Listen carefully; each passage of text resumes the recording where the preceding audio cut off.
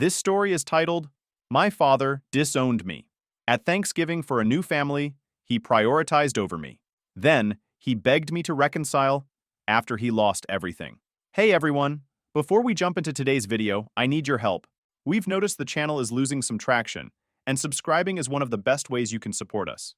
It's quick, free, and it helps us keep bringing you awesome content. Your support means the world. Let's keep this channel growing together. Thanks so much. Now let's start the video. So I, 22 million, need to give you guys some background before I dive into this absolute train wreck. I grew up in suburban Ohio, like the most average middle-class life you could imagine. We lived in one of those cookie-cutter neighborhoods where all the houses look the same and everyone pretends they're living the American dream. Dad worked in corporate sales for some tech company. Nothing fancy, just your basic office supplies and software kind of deal. And Mom was a middle school teacher until everything went sideways with Aunt Rachel. Quick thing about Aunt Rachel, she was Mom's older sister, and seriously the most badass woman I've ever known. Like, she dominated the real estate market in our area back in the 90s and 2000s.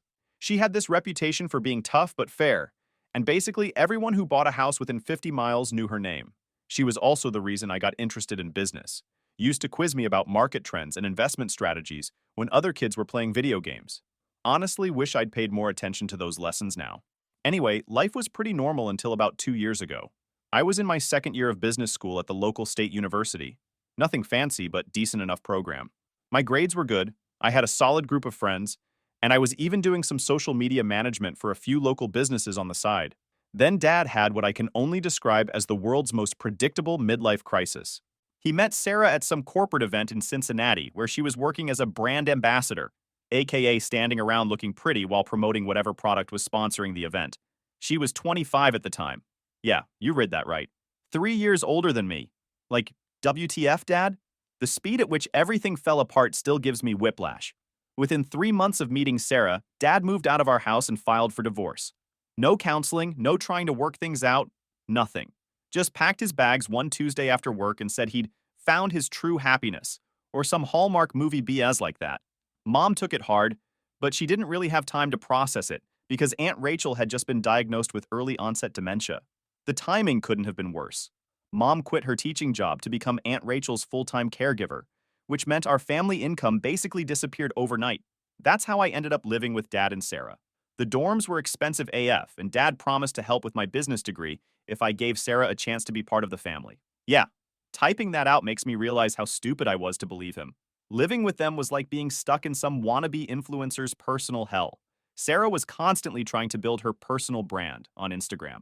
I'm talking daily workout routines filmed in our living room, morning motivation reels in the kitchen, and these super awkward, blended family posts where she'd basically force me to be in the background.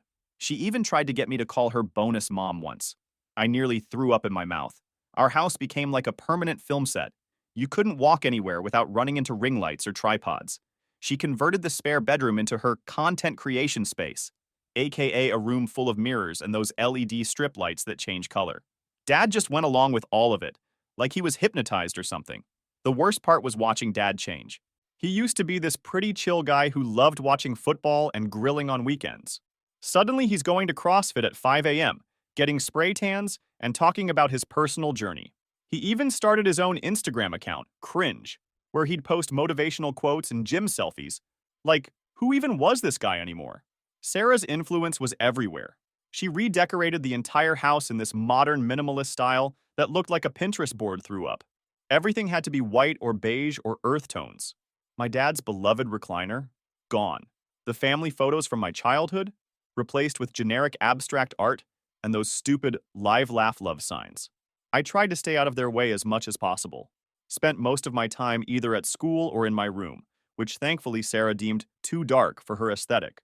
Thank God for small mercies. But you can only avoid people for so long when you live in the same house. The tension was always there, just under the surface. Sarah would make these passive-aggressive comments about my negative energy ruining her vibe, or how my presence in her videos was affecting her engagement rates. Dad would just sit there scrolling through his phone, pretending not to hear any of it. Looking back, I should have seen what was coming. The signs were all there. The way they'd stop talking when I walked into a room. How Sarah kept talking about needing more space for her business. The weird looks they'd give each other during dinner. But I was naive enough to think that blood meant something, that my dad wouldn't just throw away 22 years of being my father for some Instagram-obsessed wannabe influencer. Boy, was I wrong. So after 3 months of living in influencer hell, Thanksgiving rolled around. Sarah's family insisted on hosting at their McMansion in the nice part of town.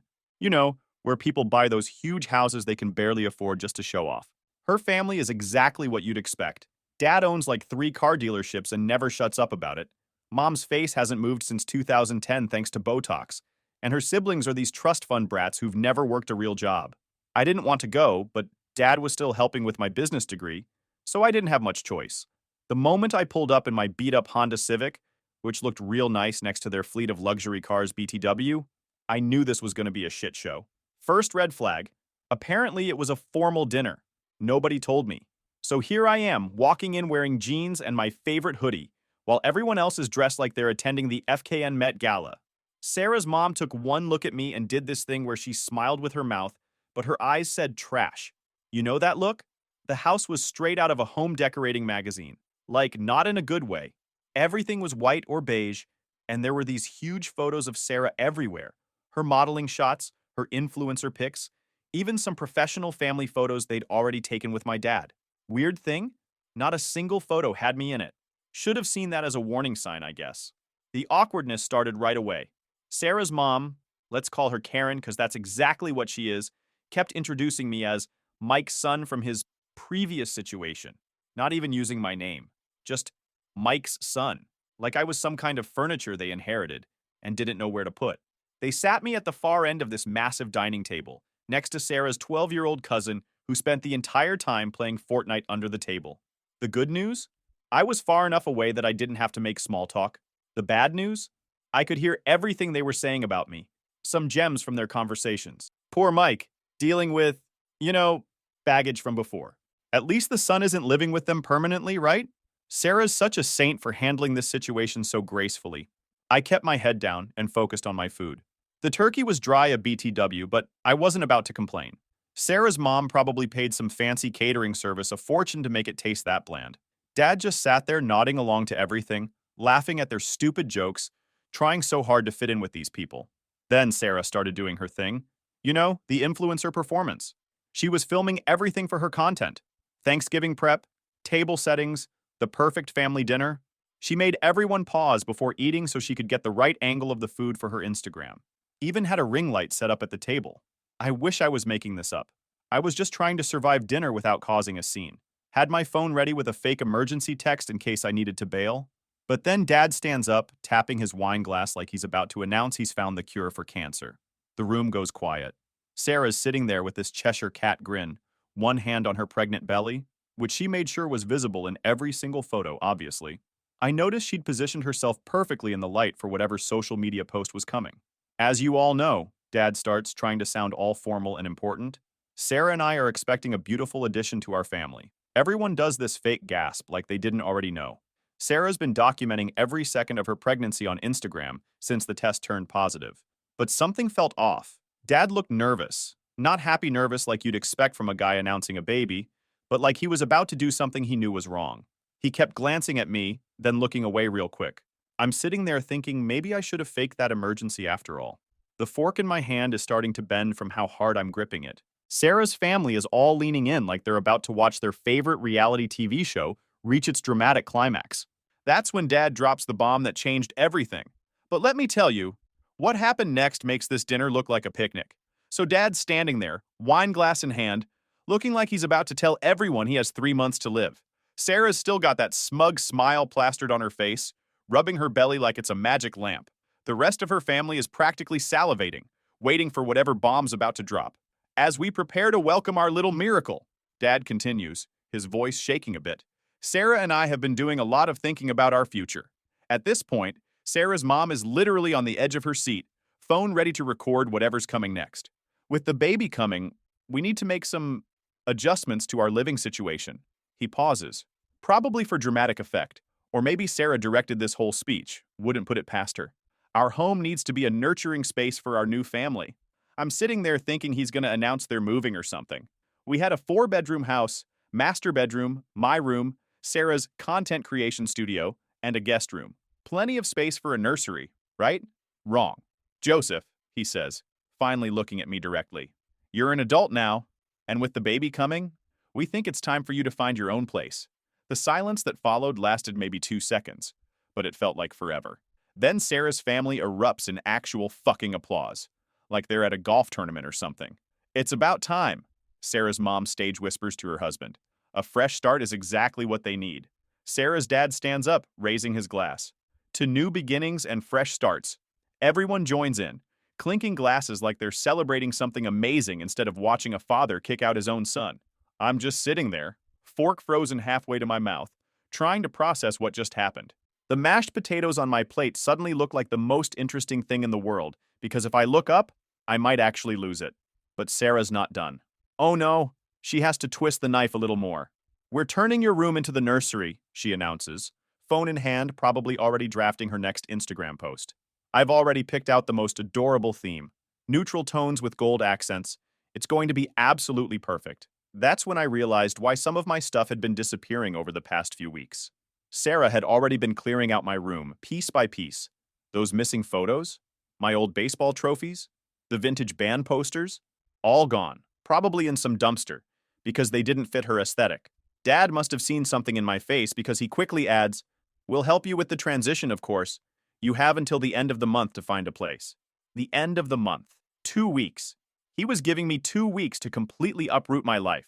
Sarah's sister, who'd been quiet until now, pipes up, "You know, my friend's building has some affordable units." She says affordable, like it's a dirty word. They're small, but for someone in your situation, I couldn't take it anymore. Pushed my chair back, probably scratched their precious hardwood floor. "Thanks for dinner," I managed to say, without my voice cracking. "Congratulations on the baby." As I'm walking out, I hear Sarah's mom. Well, that went better than expected. He took it quite maturely. Then Sarah.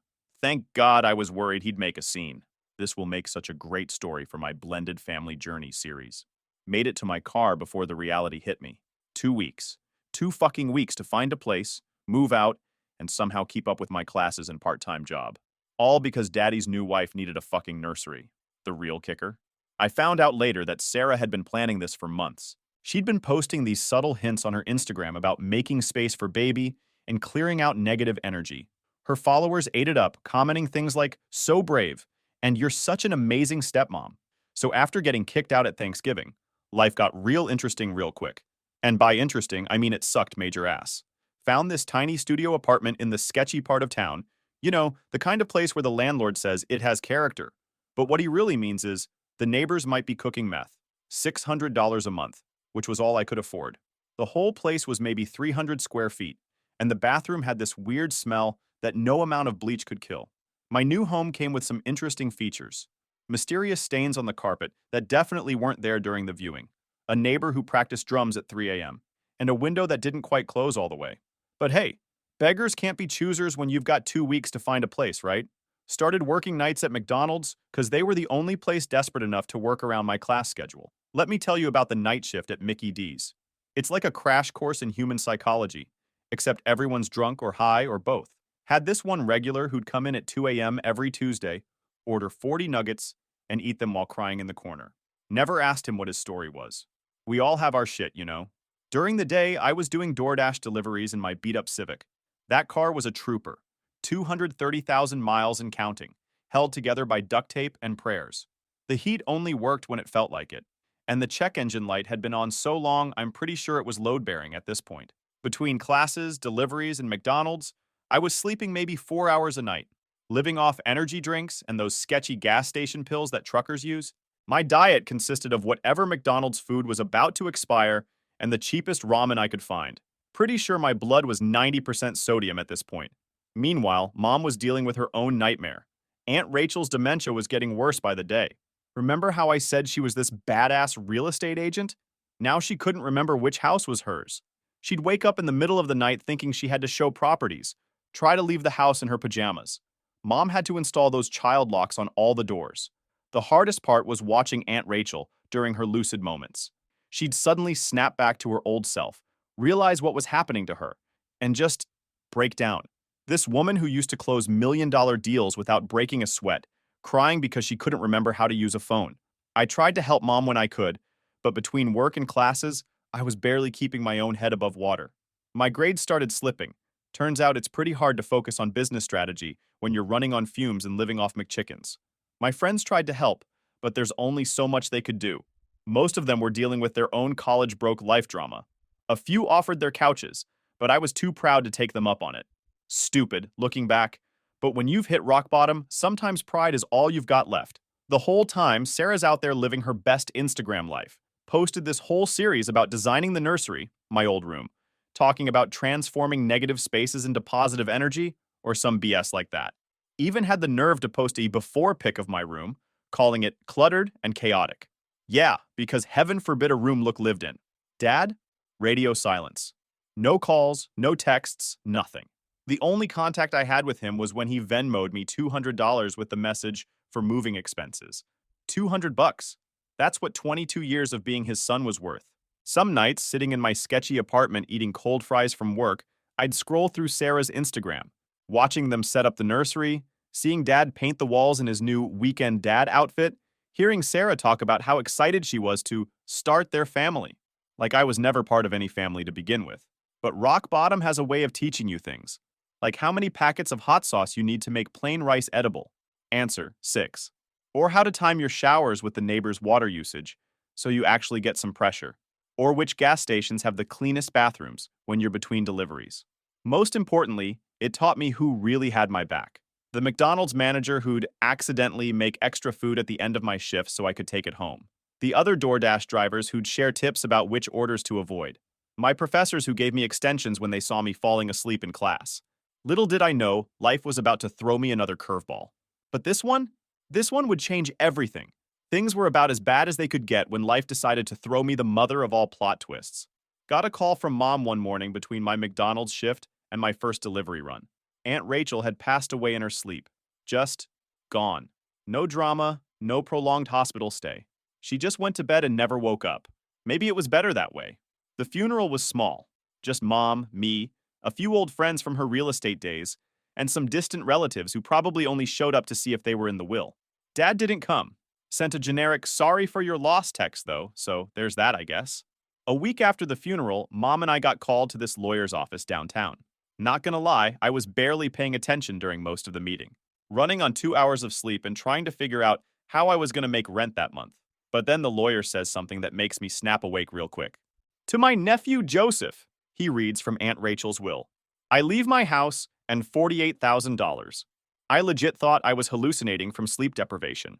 Made the lawyer repeat it twice. Here's the kicker. There was a note attached. Written during one of her lucid moments, according to the date. It said, do with it as you wish. Just don't disappoint me. That hit me like a ton of bricks. Even with her mind slipping away, Aunt Rachel had been watching everything go down with Dad and Sarah. She'd seen me struggling, seen how they'd thrown me away like yesterday's trash. And in her final act of clarity, she'd decided to throw me a lifeline. Mom started crying right there in the lawyer's office. Not gonna lie, I teared up too. The lawyer pretended to be really interested in his paperwork until we got ourselves together. But here's where it gets interesting. Word travels fast in small towns, and somehow news of the inheritance made its way back to Dad and Sarah. Suddenly, my phone's blowing up with texts from Dad. Hey son, haven't heard from you in a while. Hope you're doing okay. We should catch up soon. Grab lunch maybe? Your room. I mean, the nursery's coming along great. You should come see it. Like, seriously?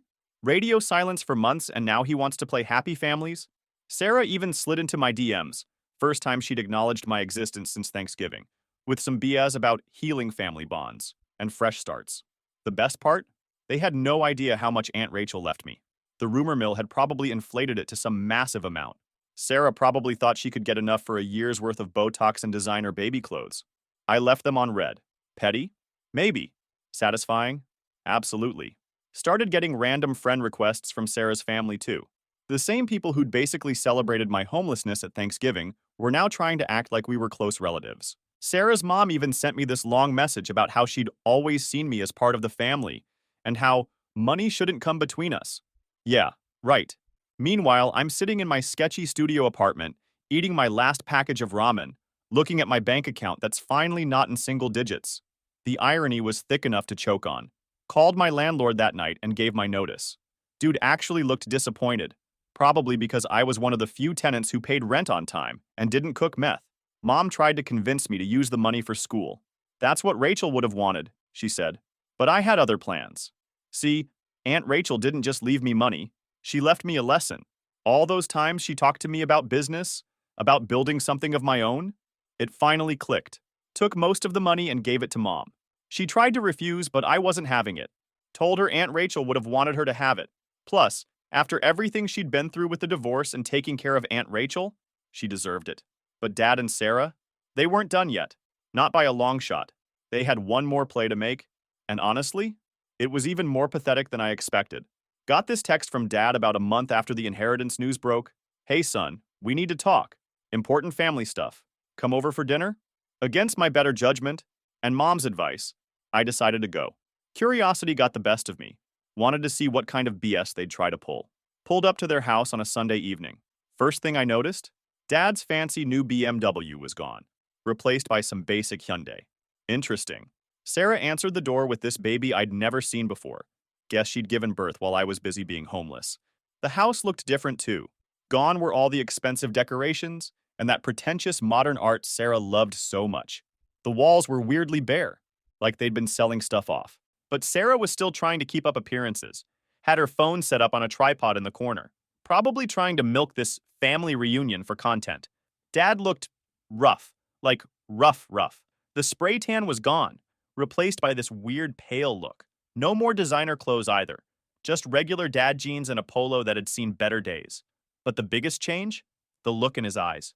That smug confidence was gone, replaced by something desperate. Joseph, he started, trying to sound casual and failing hard. You look good. Business school treating you well? Like he gave a shit about my education after cutting me off. I just nodded, waiting for them to get to the point. Sarah jumped in, bouncing the baby on her hip. We've been doing a lot of thinking about family lately, about healing and moving forward. She had this fake, sincere voice that probably works great on Instagram, but sounds like nails on a chalkboard in real life. Then Dad dropped the bomb. Son, I'm gonna be straight with you. Things have been tough lately. The company did some restructuring and, well, he trailed off, looking uncomfortable. Turns out restructuring meant he got demoted. Hard. From regional sales director to basic sales rep. His salary got cut by more than half. But wait, it gets better. Sarah's influencer career wasn't paying the bills. Shocker. Apparently, her follower count had been dropping ever since she had the baby. Something about her aesthetic not being the same. She actually tried to explain this to me like it was some kind of tragedy. We're family, Dad said, leaning forward. And family helps each other out. I know your aunt left you some money. I cut him off right there. No. The look on his face was priceless. Like he couldn't process someone telling him no. Sarah started this whole speech about investment opportunities and mutual benefit, but I just stood up and walked out. But wait, the karma train wasn't done yet. 2 weeks later, I get this frantic call from one of Dad's old work friends. Turns out Sarah had been DMing some rich real estate developer from Miami. Not just DMing, if you catch my drift. The baby? Yeah, not Dad's. Paternity test confirmed it. The whole time she was posting about their miracle baby and their perfect family, she'd been planning her exit strategy. Sarah ghosted with the baby one weekend while Dad was at work. Left nothing but a note and an empty closet. Moved straight to Miami with her new sugar daddy. Even posted about it on Instagram. Starting my new chapter. Sometimes you have to choose yourself. Dad showed up at our door about a week later, looking like a homeless person's before picture. Kept talking about second chances and forgiveness and family. Mom opened the door, took one look at him, and said, no. I stood behind her and didn't say a word. We watched him walk back to his Hyundai, shoulders slumped, looking every bit like the sad middle-aged man he was. Last we heard, he's living in some small town working as a junior sales rep at an office supply company. Sarah's living it up in Miami, posting about her authentic life journey or whatever. The baby's apparently calling her new man Daddy now. And me? Well, karma might be a bitch, but she's a bitch with one hell of a sense of humor. Edit. This blew up while I was at work. RIP my inbox. Edit 2. No, I don't have screenshots of Sarah's posts. I blocked her on everything. Edit 3. Stop asking for Sarah's at. She's not worth your time, trust me. Final update. It's been a year since everything went down, and honestly, life's pretty damn good. Finished my business degree while working at this marketing agency downtown.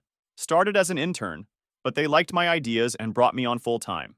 Now I'm handling social media strategies for actual businesses, not just posting thirst traps and motivation quotes like some people I know LOL. Moved into Aunt Rachel's house with mom. Fixed it up nice, nothing fancy, but it feels like home. Mom's working at this nonprofit helping families dealing with dementia. Think it helps her process everything that happened with Aunt Rachel. She's smiling again, which is worth more than any inheritance. The $48,000 from Aunt Rachel? Most of it went to mom, despite her protests. Told her it's what Rachel would have wanted. Used the rest to start my own thing on the side. A digital marketing consultancy focusing on small businesses. Already got 3 regular clients. Aunt Rachel would have loved that. She always said the best revenge is building something of your own. Got this text from Dad last week. Miss you, son. Made a lot of mistakes. Can we talk? Left him on red. Sarah's still in Miami, posting about her authentic journey and living her truth. Her latest post was about forgiveness and letting go of toxic situations. Rich, coming from someone who baby-trapped my dad then dipped with her affair partner's kid. Sometimes I think about that Thanksgiving dinner, how everything felt like it was falling apart. Funny how life works. They thought they were ruining me, but they actually set me free. Don't have to pretend to care about Sarah's follower count or Dad's midlife crisis anymore. Mom said something pretty deep the other day. Some families you're born into, others you build? She's right. Got my mom, my real friends who stuck around, even my weird McDonald's work family. Shout out to Dave who always hooked me up with extra fries during those rough months. The other day, I drove past our old house. Dad's BMW used to sit in that driveway like some kind of trophy.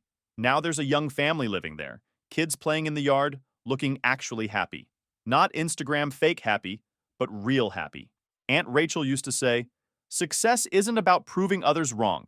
It's about proving yourself right." Took me a while to get that. But now I get it. Got a meeting tomorrow with a potential new client. Life's not perfect, but it's real. And that's worth more than all of Sarah's Instagram followers combined.